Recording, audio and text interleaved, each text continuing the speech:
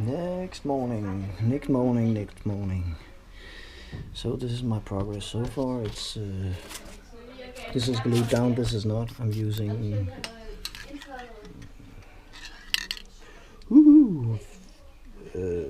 glue spray permanent something from Lidl, cheap store. This is a how do you call it?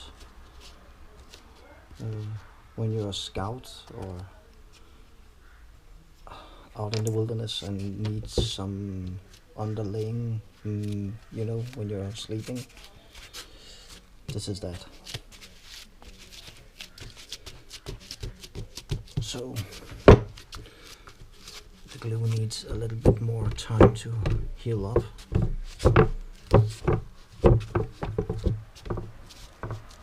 I hope it's good enough. So yeah, just gonna show you this and cutting and gluing and cutting, and next layer I'll show you.